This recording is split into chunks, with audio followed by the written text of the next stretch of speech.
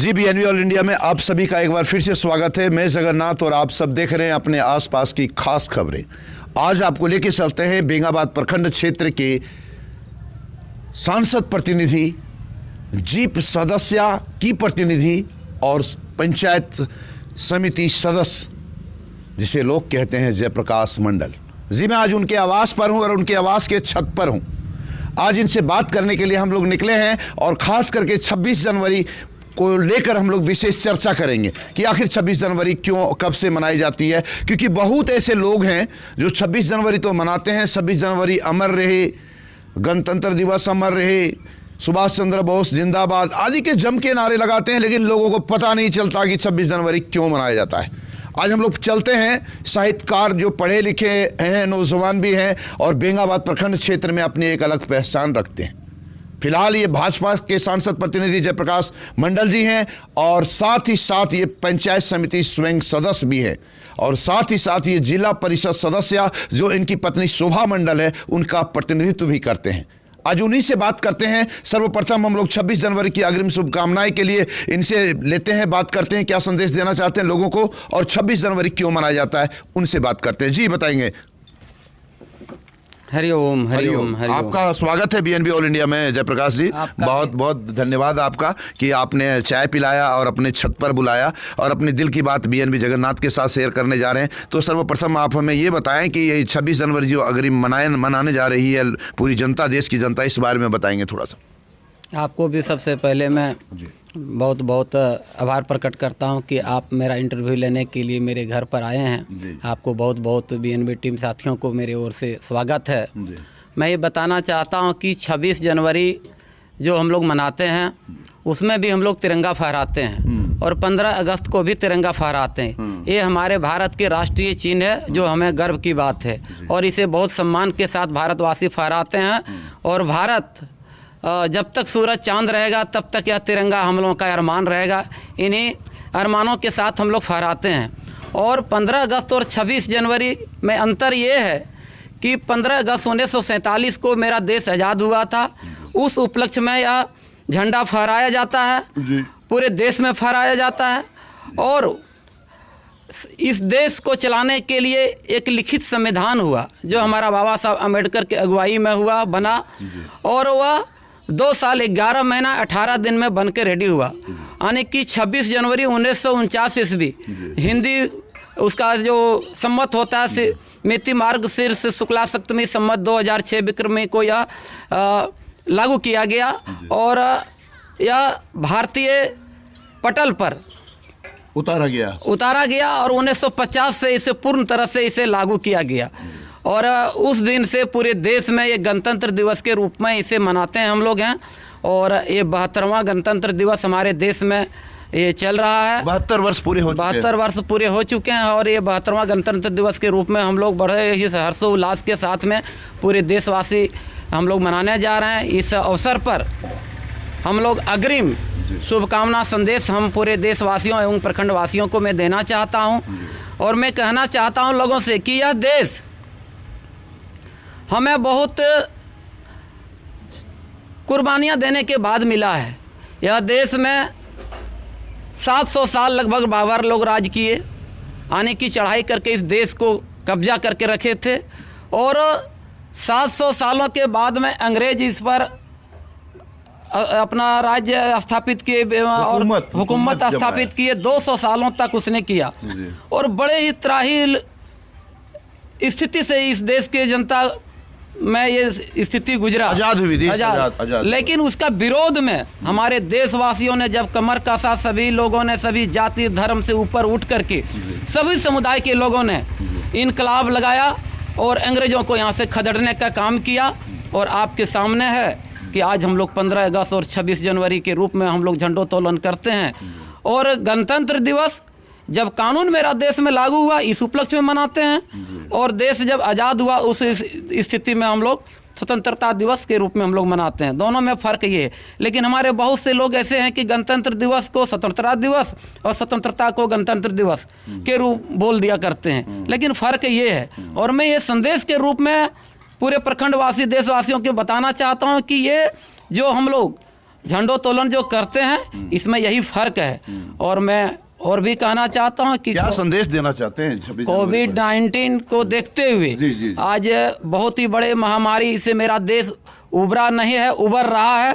और ये मेरे देश के सभी नौजवान माताएं बहनों बच्चों का बड़ा ही सूझबूझ एवं हमारे देश के प्रधानमंत्री यशस्वी प्रधानमंत्री का ये देन है और सुझाव है, जो कि हम लोग बहुत ही सूझबूझ के साथ से इस पर हम लोग नियंत्रण पा रहे हैं। और अभी हमारा देश में कोविड-19 चल रहा है और इससे हम लोग सोशल डिस्टेंस का पालन करते हुए और हम लोग हर्षोल्लास के साथ में एक दूसरे से हम लोग सामाजिक दूरी बना करके और इस पर्व को हम लोग मनाएं और आगे हम लोग भाईचारे के साथ इस देश को शिखर चोटियों पर एकदम जहां तक हो सके हम लोग इसको ऊंचाई पर पहुंचाने का काम करें और अपने आप हम लोग अपने बाल बच्चों को अपने आप को बढ़ते हुए जो पढ़ेगा वो बढ़ेगा। इसलिए सभी लोग हम लोग बढ़ चढ़ करके आगे बढ़ें और भाईचारे के साथ बढ़ें। इसमें जाति धर्म से ऊपर उठ करके इंसानियत का नाम ही धर्म है, इसलिए सबसे पहले हम लोग इंसान बने और इंसानियत को लेकर के देश को सींचने का काम करें, समाज को सींचने का काम करें, एक दूसरे का मदद करने का काम करें। हमारा देश निश्चित ही विश्व गुरु बनने से कोई नहीं रोक सकता है। जय हिंद, जय झारखंड। निश्चित रूप से देख सकते हैं कि जो सांसद प्रतिनिधि जयप्रकाश जी हैं, इनका कहना है कि इस कोरोना काल को देखते हुए, कोविड-19 को देखते हुए, सोशल डिस्टेंस का फॉलो करते हुए 26 जनवरी को हर्षोल्लास के साथ मनाना है, लेकिन सामाजिक दूरियों के साथ में। बहुत अच्छी बात इन्होंने कही है। साथ ही साथ इन्होंने एक बात ये भी संदेश के रूप में कहा है कि आपसी प्रेम और भाईचारे के साथ मनाएं और उस तरीके से जिए, आपस में नोक झोंक और लिखा पोती न हो।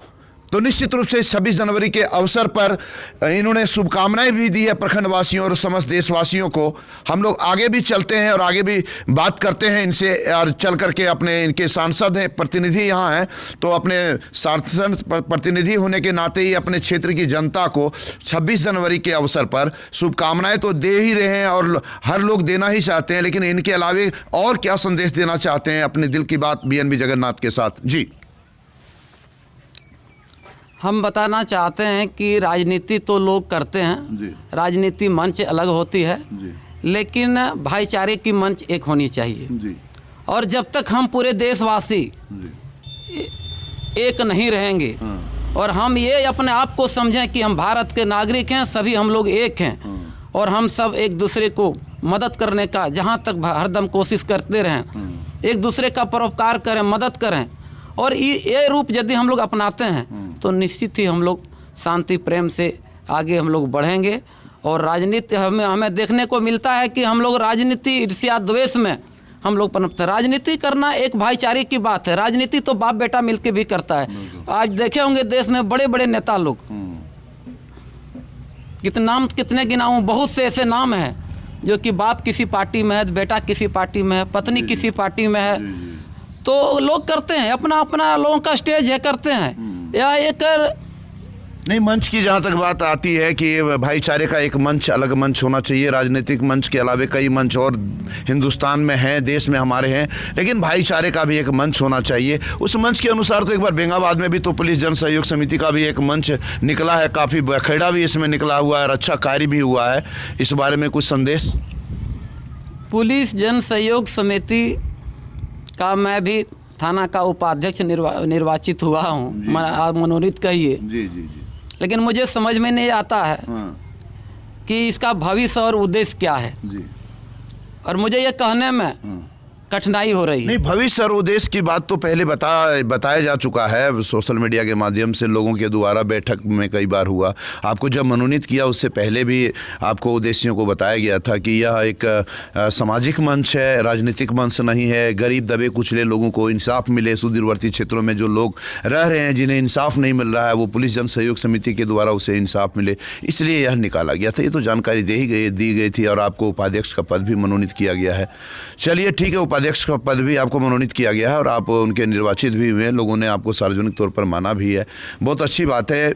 तो आगे इस मंच के लिए और मंच से जुड़े सदस्यों के लिए भी संदेश दे दीजिए संक्षेप में। ये बरकरार रहे और दलाली बेंगाबाद प्रखंड में जी क्षेत्र में थाना में लोगों को बंद हो। और मुझे देखने को मिलता है ये चीज़ जी कि बहुत से लोग हैं कि दलालों के चक्कर में परेशान हैं, त्राहिमाम करते हैं। जी जी और जो इंसाफ लोगों को मिलना चाहिए था और वो नहीं मिल पाता है।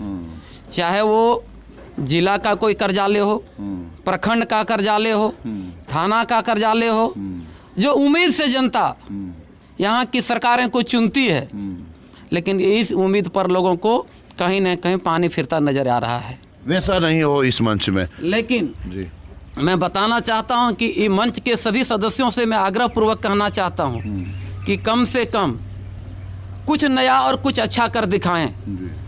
दुनिया में हम लोग आए हैं, चले जाना ये निश्चित है, बार बार मौका नहीं मिलेगा। बार बार मौका नहीं मिलेगा।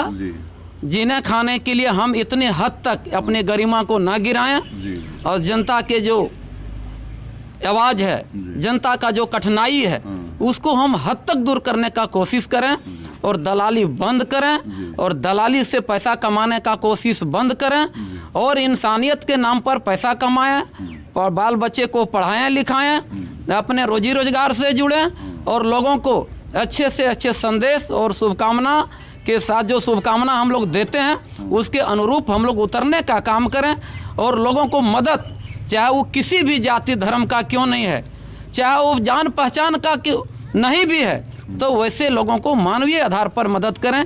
ये समिति के लोगों से मेरा आग्रह है कि अब मानवीय कर्तव्य और मानवीय मूल्यों पर आधारित होकर के इस समिति का संचालन करें, न कि सिर्फ पद और प्रतिष्ठा के लिए और दलाली करने के लिए, अपनी कद बढ़ाने के लिए। जब हमारा देश के सभी नागरिकों को कद बढ़ेगा तो निश्चित ही हमारा कद स्वतः अपने आप बढ़ा हुआ समझा जाएगा। जब तक एक नागरिक हमारा देश का महान नहीं होगा, हम और आप महान नहीं हो सकते हैं। लोग गाड़ी के पीछे लिख देते हैं कि मेरा भारत महान, गाड़ी के पीछे लिख देने से नहीं होगा मेरा भारत महान। जब तक एक यहाँ का नागरिक महान नहीं हो जाएगा तब तक मेरा भारत महान नहीं हो जाएगा। इसके लिए हम लोग को जहद लगाना है और एक नागरिक को हमें महान बनाना है, एक नागरिक को हमें महान बनना है। यही संदेश मैं देना चाहता हूँ। जय हिंद, जय झारखंड।